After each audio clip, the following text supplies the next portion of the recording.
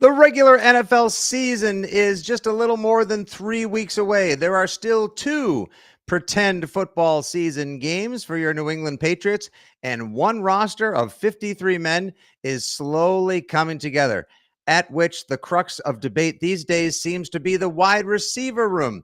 Will the Baker become a touchdown maker, or do we have a Chism schism? Let's find out as we are joined today on the pod by Mego with Fitzy here on Six Rings. Here we go. Hey, whatever it takes, man. It's all about winning, all right? Winning on 3. 1, 2, 3, win! Celebrating the heroes of Foxborough's past. And with a good block. Look at Grover. Touchdown all the way. Watch the block of number 73, John Hanna. The champions of the dynastic era. Adam Vinatieri booms a 48-yard field goal, and the Patriots are Super Bowl champions. The Patriots of tomorrow. We're going to remove entitlement from our football team. We're going to earn the right to be here every single day. And the fans whose faith never wavers. This is Six Rings and Football Things.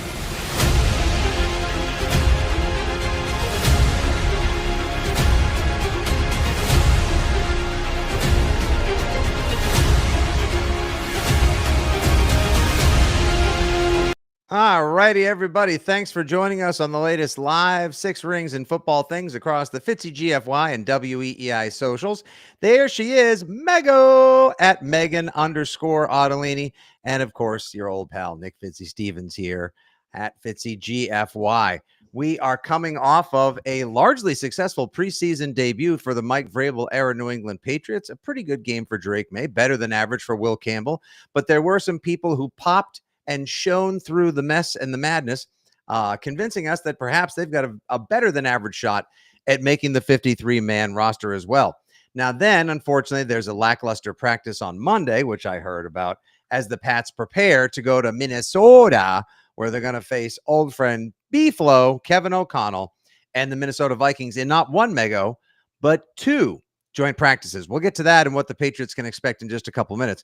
But first, you published a piece today at weei.com. Fabulous website. Always bookmark it. First thing I check every day. Which wide receivers will make the 53-man roster? Before we get into your analysis here, why don't you just sort of tell us a little bit about your thoughts on the wide receiver room overall, how it's evolved from the draft through free agency, the draft, up to now and in camp. And then we'll get into who we think is going to ultimately make the 53.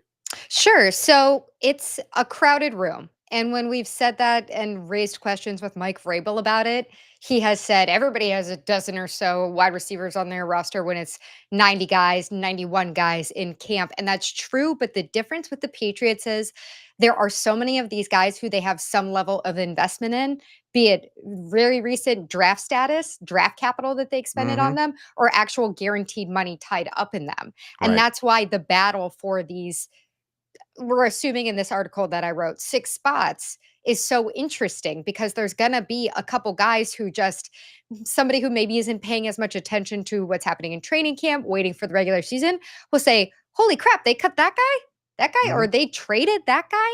And I'll just jump the gun here. I mean, to me, some of the biggest movements have happened over the last 2 weeks. Now, we have 2 weeks and a day until cut down day. That's when they have to get to the final 53-man roster to go into the regular season.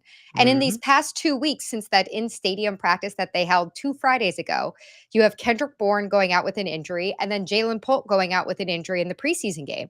Those are 2 guys who, if you want to be generous with Jalen Polk, really, were on the bubble to start the preseason training camp, the offseason program, and were kind of on the bubble throughout. And so I think both of them dealing with some matter of injury. It seems that Jalen Polk's, at least from the outside, looks like it might be a little more serious than Kendrick Bourne's. That they might be out.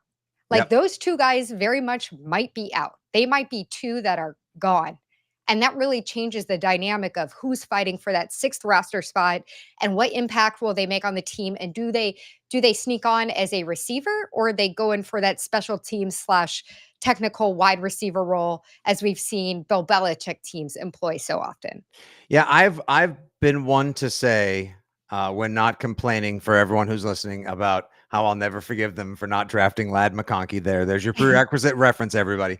That I've been saying that Mike Vrabel, Ryan Cowden, Stretch, none of them are beholden, nor should they be, to any player that was selected prior to their own free agency and their draft this year. So if that means they don't think Jalen Polk was worthy of a roster spot, period, let alone a second-round pick, if they want to kick him to the curb or toss him like a sack of old potatoes in the garbage, go right ahead. If Javon Baker's not making people stand up out of their wheelchairs, demanding people grab their popcorn, or making plays and acting like a mature grown-up, then so be it. Seek employment elsewhere. Thanks for stopping by. And also with Kendrick Bourne, I mean, guy says everything right. Guy does everything right. It just doesn't seem like there's a spot for him, or it doesn't seem like he's been able to break through. And I've thought for weeks now that there have been 5 locks at receiver. First, I thought there were 4. Then Mac Hollins suited up last week and showed up and showed out at the joint practice. And you could see his size, his worth. What a great red zone. He's like the size of a tight end that moves like a wide receiver. It's a hoss on wheels that don't wear shoes. And where's a Trojan Haas, if you will. Yeah, Trojan Haas. Yeah, and like he also wears those fun shirts that looks like he picked him up at some sort of reggae or ska festival with all like the strings dangling down from him. Like I went from like, I don't know about this guy. Do we really need him, to like, hey, I like this Mac Hollins guy. Now I understand why whenever he leaves a fan base and a franchise, people always say, oh no, we love Mac Hollins. Oh, you guys are getting a real one. He's the best. So I see his value. I have thought for the longest time, Mego, it's going to be Diggs and it's going to be Pop and it's going to be Kyle Williams and it's going to be Mac Hollins and it's going to be Kayshon Boutte. And I thought Kayshon Boutte locked up his spot a while ago. I think people like yourself and other members of the assembled Patriots media cartel over on the Little Hill all believe that he was one of the most professional looking receivers all camp long, and arguably made the highlight catch of the camp too on that back shoulder front pylon touchdown catch, I believe the same day of the Commanders joint practice. Yes. I spoke with Todd Downing before practice yesterday, and he had really glowing things to say about Kayshon. And we know that he took a step forward in his process and it being a little bit more mature and professional with his work ethic and the time that he was just spending at the facility last year. And I think you saw it incrementally improve last year, but this year, it's been some time coming that we've been waiting for it, but I do think it's possible that you have a breakout year for Kayshon Boutte. And part of it is he gives you, again, a different look than some of the other guys on this team. You have guys who can play inside the numbers. You have Pop Douglas. We'll talk about Fitzy and Mego III, guys who are very obvious slots for Josh McDaniel's system. Kayshon's something different, and he can go up and use his physicality and get those 50-50 balls. And we've seen him have these contested catches in the end zone throughout camp. And that's an approach and a skill set that I think Mike Vrabel seems to be very excited about. He's been very consistent through most of training camp. I see him on this roster. I agree with the 5 that you named there. I will just say, in terms of throwing around the term lock, Diggs is a lock to me. Kyle Williams, because he's a brand new draft pick, is a lock to me. And Hollins looks closer to a lock because they have $3 million guaranteed wrapped up in him. And Pop Douglas. And Pop Douglas. After that, because we've seen how drastically things can change, as I said at the beginning of the pod, in the last 2 weeks, things can change in these 2 weeks before the 53-man roster is set. I'm just sitting here saying, at this point in camp, this is what my projection is. Yeah, and I agree completely with your projection. And I think, those are my 5 that are a lock. And for all we know, they could keep those 5, and that's that, and no talking back. I still think they're going to keep 6. We had someone in the chat, Jeff Stenberg, our favorite guy down in Tampa, say that he thinks they should keep 7. And this was a good question. I kept it up on the screen for a little while here from Scott DeFelice regarding who they would possibly keep as a 6 or a 7.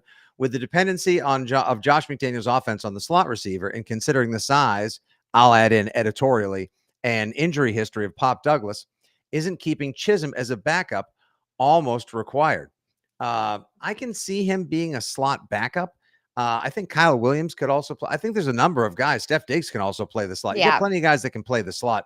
I don't think you would keep him as break glass in case of emergency Pop Douglas insurance. I think Fitzy and Mego III should be and can be his own player as well. Now he's winning against 2s and 3s more often than not in camp and in the pretend season game against the Commanders. But when you've got Mike Vrabel talking about his playing strength, which I thought was an interesting choice of words, he has the most catches, has the most yards, and has a touchdown last week. Seems to now not only have the trust of Dobbs, but also is catching passes from May and intermittently running with the ones. That leads me to think that in the race of if they only keep 6, Chism may have the lead over Baker, though Baker does have significant special teams value. Special teams factors for both of them, in my opinion. If it's going to be 6 guys in this position group, and I really do think it's set up to be Baker versus Chism for that final spot. At least as we sit here today, we've seen them both get a ton of opportunities in that last preseason game against the Commanders in special teams. I don't know where Chism fits in there. That's going to be making Jeremy Springer say, gotta have this guy in this phase of the game because you have Marcus Jones as a fantastic punt returner, because you had Travion Henderson just own the new kickoff. I mean, how do you not make him the kickoff guy? Holy smokes. And so I think that puts it a kind of a difficult position for Chism to. Now, he had a great touchdown later in the game, of course, in the preseason game on special teams and a heads-up play, and that's awesome and should be weighed in the process of who he's becoming. But again, when you're doing stuff in the late third and fourth quarter of a preseason game, it does not hold the same weight as running with the ones, in my opinion, as what you do in joint practices, as even what you do if you get the opportunity to be in a spot where you get a rep on special teams as a kickoff or punt returner. And so it's just kind of, to me, like 2 sides of the same coin when you look at Baker versus Chism. Baker's a guy who has so many natural tools, such athleticism, and can make the big plays and has made a ton of big plays through camp. Chism is a guy who is lacking in his height, his measurables, even though he's the same, almost exact same size and weight as Danny Amendola was when he came into all this program, and just has a knack for getting open, understanding space, and a work ethic that if you talk to his coaches is just Todd Downing called them an absolute joy to work with. Can't beat that. You kind of have to make a decision there of, are we going with the guy who still has questions around his professionalism and how locked in and how much he gets it, but has all the natural upside, or the guy who doesn't have the natural upside? We're still trying to figure out his fit, but damn, the momentum that he's had over the last week and a half and everything that he's done to be coachable. They don't give out NFL team positions on the 53-man roster because they like you. You know, affability, likability, and so I think it's a really interesting either or that they're looking at with them. So you have Baker versus Chism III as the wide receiver 6 after you go down your 5. You call them the Bubble Boys, and you have some quotes from my favorite Patriots coach, special teams coordinator Jeremy Springer. Mego writes, special teams coordinator Jeremy Springer spoke glowingly of both players before Monday's practice. Javon has a great skill set, man. He can run. He's got length. He's fast. He's fearless. All those things right there. When you talk about the gunner position and talk about players, you've got to have that, and you've got to have some mental aspect too to go out there and just go balls to the wall. That's what he's doing right there, and he has that kind of mindset. As far as Efton Chism III, quote, Efton's doing everything we're telling him to earn a role on special teams. He's trying to earn a role right now, and I'm happy with where he's at. Now, I know Springer is totally upbeat, jiving, dancing, shaking, Mr. Positive human energy guy. I love him for that. So that's great. I could see the Patriots almost in a perfect world, because I don't want to let Javon Baker go, because I still think there's just a little something there. He has made a bunch of eye-popping catches. He's had a few drops, made a few dumb mistakes too, like flicking the ball 50 yards up in the air after catching a touchdown against the Commanders. But there's still something there. Maybe in a world, Mego, they keep Chism and they keep them both, but Baker gets told, you're being kept as a special teamer. And if there's an opportunity for you at wide receiver, we'll try to work you in. Maybe that's their way of holding on to him, because I believe, honestly, I think at this point, Chism has done enough that some team is going to say, you know what? We're going to take a chance on this kid. He looks like he could be a new Amendola. They played that game in 2019 with Braxton Berrios. They let him go. Jets picked him up, had a nice little 6-year run between the Dolphins and the Jets, got paid a couple $1 million, made some nice plays. Not a Hall of Famer by any stretch, but a good football, but a decent wide receiver, decent slot receiver and returner. And back in 2004, when I believe it was the Chargers who let Wes Welker go, years later, Marty Schottenheimer called releasing Welker, only to then be picked up by the Dolphins, as the biggest mistake of his coaching career. Yeah, and that's where the limited time that they get with somebody like Efton Chism compared to Javon Baker, who they scouted through leading up to the draft, and then they had him in their program the entire last year leading up to this point with Chism. They've really only gotten to see him since late May, early June. And so he's come on strong over the last week or so, but again, when he mixes in with the ones with Drake May, a lot of that is in like drills. It's not in the competitive team periods. So other than at OTAs, he hasn't had a ton of run with those super high level rep guys. And so it's hard just because it's such a crunch time. He's going to need to make a real push, like an aggressive push to make this roster. And if they decide to cut him, they've paid him $259,000, including the signing bonus that he had. And the rest of that is guaranteed money. That's, I believe, historically a record breaking amount for a UFDA.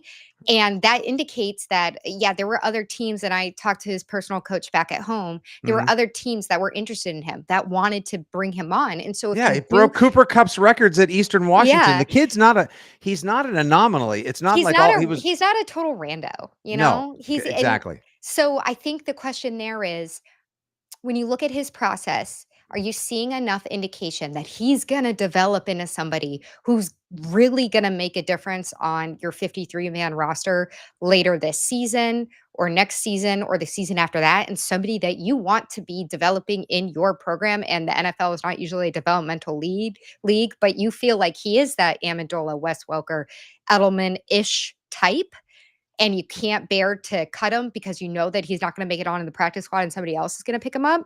Or do you look at him and go, we really feel that we know enough about Efton over these last several weeks to know that we love the kid. He has the greatest attitude. He's a wonderful teammate. Hope he finds success elsewhere, but he doesn't fit in with us here.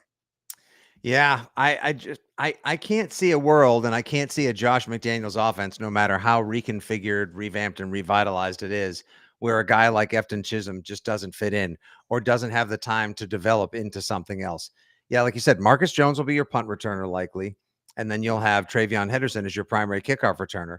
Antonio Gibson also had a nice one last week as well, and I'm really excited to see what McDaniels can do with a guy that has wide receiver / running back, legitimate professional flex option playing talent. I don't know. I think he gets picked up. I don't think Baker gets picked up, but Baker could be somebody. You've seen Vrabel talking to him a bunch. You've seen other people trying to get into his ear. A lot of people believe, there you go. Yeah, Gonzo Duke watching live right now on YouTube. He's going to end up on the practice squad. It's a risk. It's a risk. You have to be, if you let a guy go, Belichick even said that when you let a guy go, just because you think they're certified for the practice squad and they'll be a great member of your team one day, you have to be willing to or be okay with them getting picked up by somebody else. So that's ultimately what it comes down to.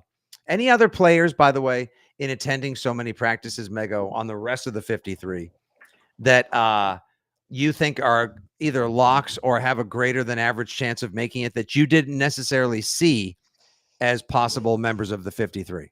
I think the other one that jumped out to me that's really emerged is DJ James. And I'm sure everyone watching the preseason game and saw the pick that he had would understand why. He's somebody who's shown so much energy throughout practice. And, I always think about it as when you note a play in competitive drills and it's a number that you're not super familiar with. You're not looking at your 99s with Keon White or 90 from Barmore. And I'm thinking about this with defense specifically. And it makes you pull out the roster and go, okay.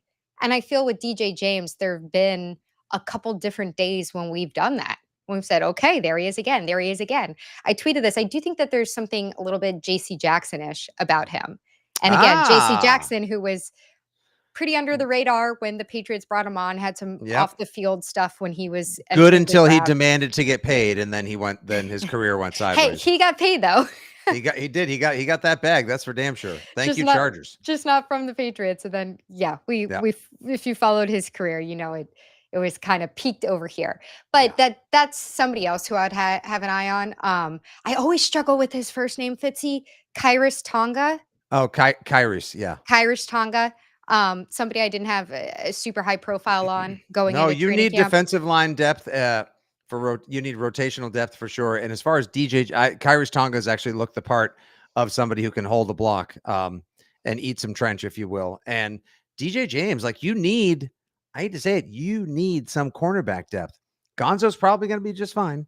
And I know he's going out to Minnesota, but won't be participating more on that in a second. But Carlton Davis, a little bit of a wild card thus far for someone who's getting paid $20 million a season. I think Alex Austin is terrific. Diamond in the rough, real find. Marcus Jones, we talked to him yesterday on the afternoon show. I'm a big fan of his, whether he's working inside or out.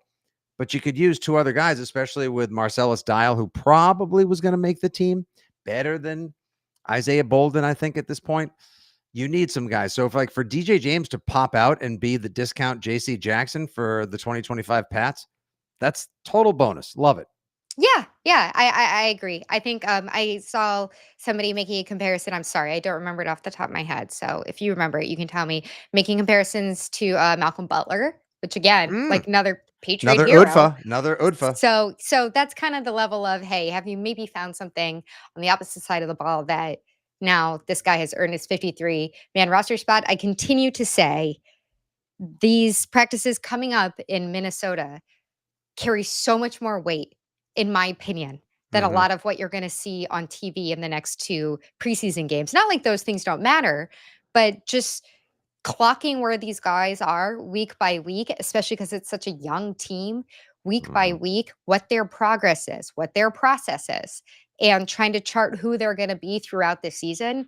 I think that's why when I say there's 2 weeks left until cut down day, it's fair because we've seen so much to try to project. But with all of these position groups, there's still a lot of room for fluctuations, change, unfortunately, injuries, and everything else. So what do you think, fans? Who do you have in your Patriots wide receiver room? Do you agree with us that it's going to be a 6-man room? Could they possibly keep 7? Is it Baker? Is it Chism? Is it both? Is it neither? And what for Kendrick Bourne and the sad, curious case of Jalen Polk? Holler at us anytime. She's at Megan_Ottolini. This is at Fitzy GFY, and you are listening to the At 6 Rings pod. Stay tuned. We're going to talk a little bit about what's coming up in Minnesota and what the Patriots can expect when they go up against Kevin O'Connell, B-Flow, JJ, and the Minnesota Vikings. All right, so Mego, you said that you believe that the joint practices against the Vikings could be the most meaningful reps and meaningful minutes of the preseason. And I do not disagree with you at all. I think that is a salient and solid take because you're going up against a really good defense. You're going up against a defensive coordinator known for, as people like to say, dialing it up and exotic blitz packages. He's an old friend in Brian Flores. If you're looking to see how Jared Wilson can hold up, whether it's at center where I think he should be, or over at left guard, what a disaster that Cole Strange or Layden Robinson or City So or anyone else who's been on the team can't grab hold of this job, where Mike Vrabel and Doug Marrone are honestly holding open auditions, it seems, every day.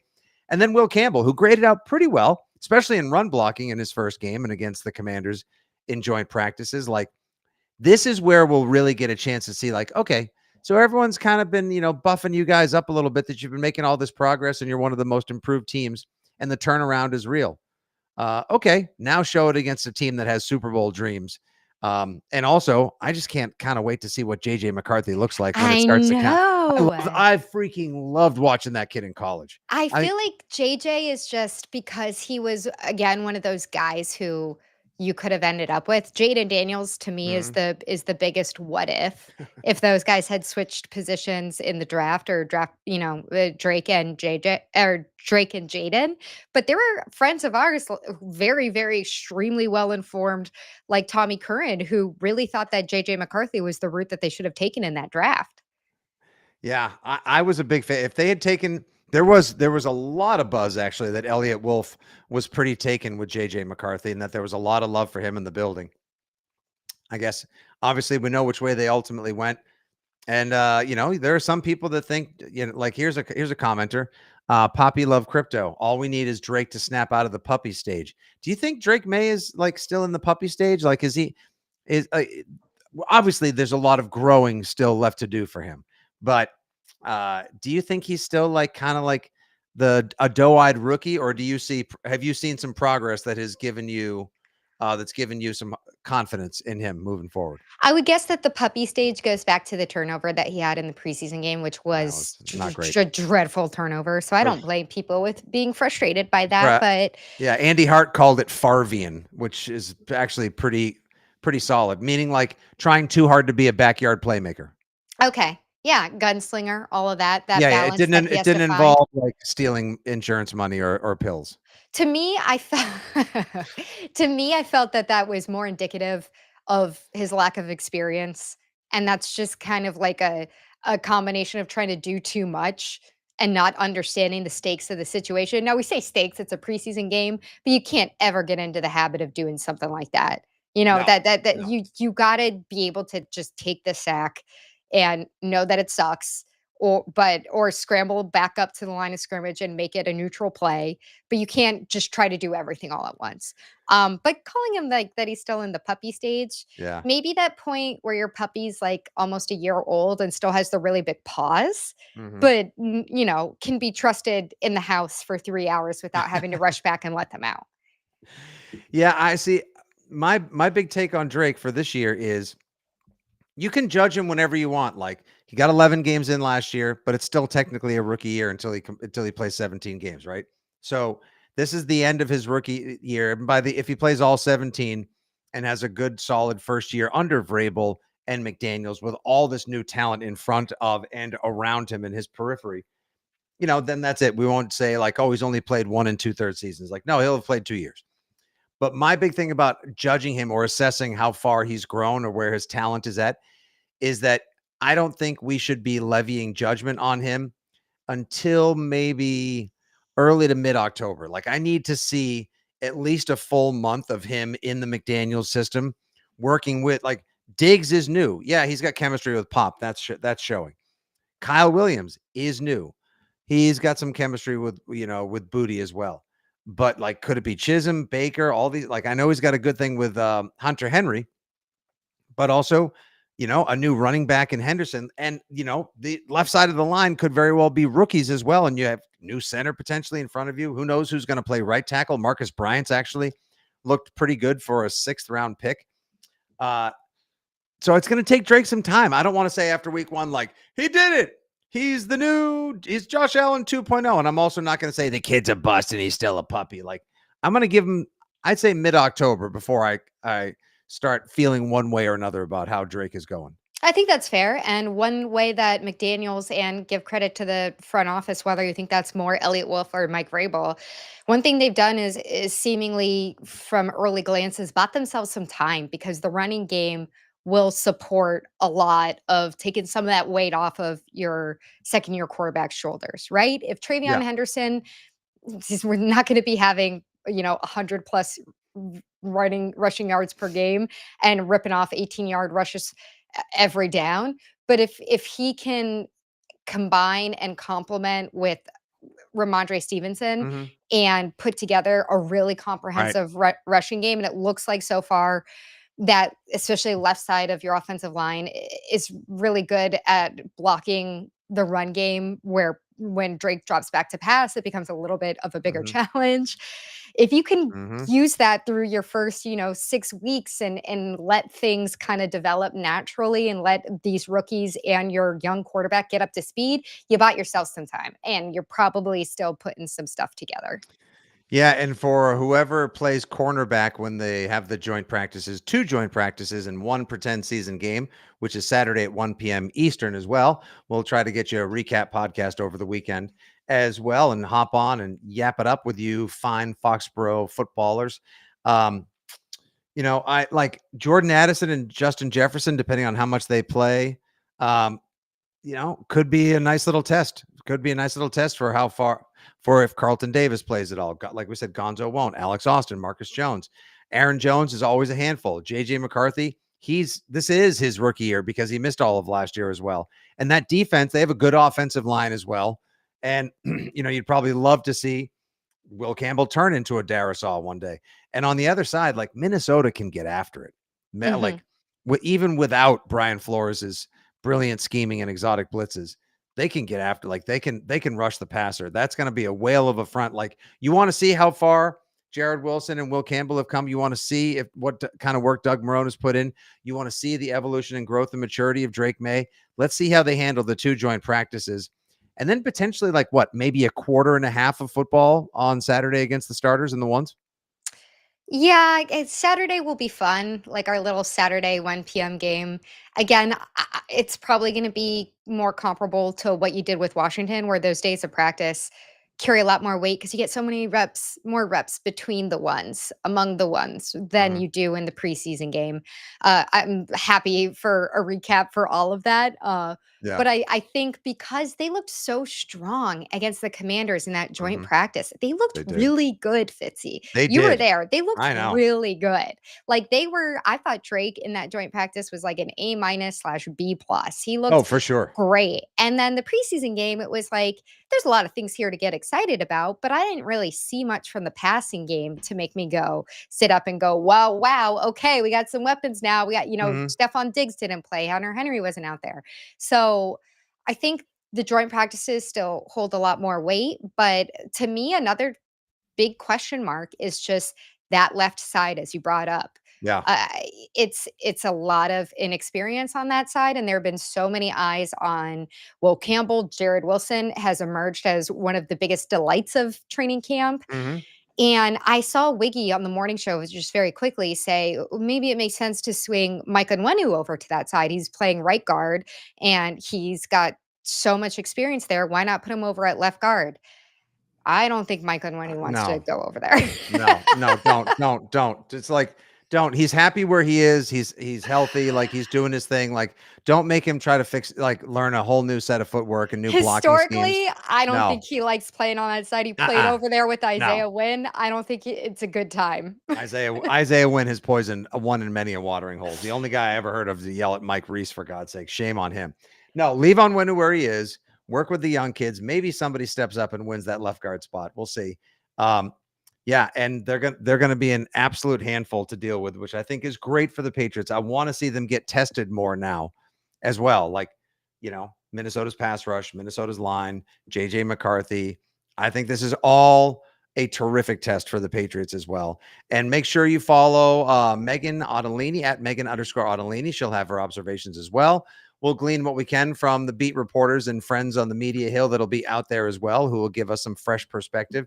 Once again, 2 joint practices, 1 game on Saturday where hopefully the starters play a quarter and a half or so. I heard Tom Curran on the midday show today actually say he thought yesterday's practice was kind of lackluster and that maybe the Pats are a little tired heading out to Minnesota because they put so much into the joint practice. Then they had the big game and the like, guys, y'all got to get tuned up. There's 5 more months of this, mofos. That last period that they had in the walkthrough yesterday was dreadful for the offense. That's what I heard. It was so ugly. But again, I still trend a little bit more positively towards the joint practice they had with the Commanders. The offense looked great. Yeah. So I think when they're locked in, that's going to be closer to who they are.